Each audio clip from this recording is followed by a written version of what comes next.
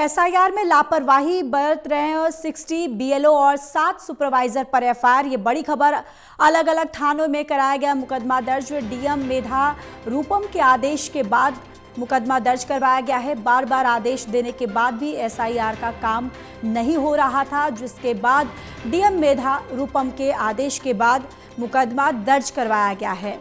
ये बड़ी खबर। एसआईआर में लापरवाही बरत रहे 60 बीएलओ और 7 सुपरवाइजर पर एफआईआर।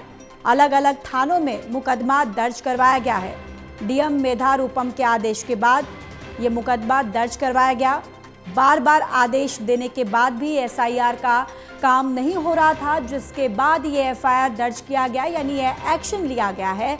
यानी कि एसआईआर में लापरवाही बरत रहे 60 बीएलओ और 7 सुपरवाइजर पर यह एफआईआर।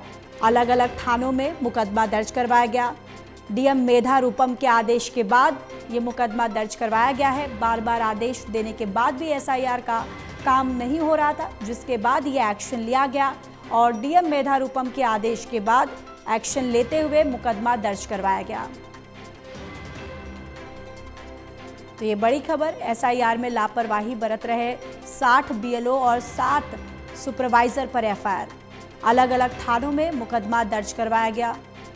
बार बार आदेश देने के बाद भी एसआईआर का काम नहीं हो रहा था, जिसके बाद ये सख्त एक्शन लेते हुए और मुकदमा दर्ज करते हुए अलग अलग थानों में मुकदमा दर्ज करवाया गया।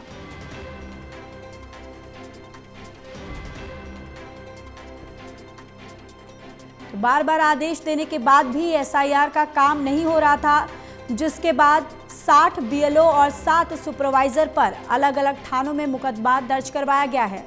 डीएम मेधा रूपम के आदेश के बाद मुकदमा दर्ज करवाया गया।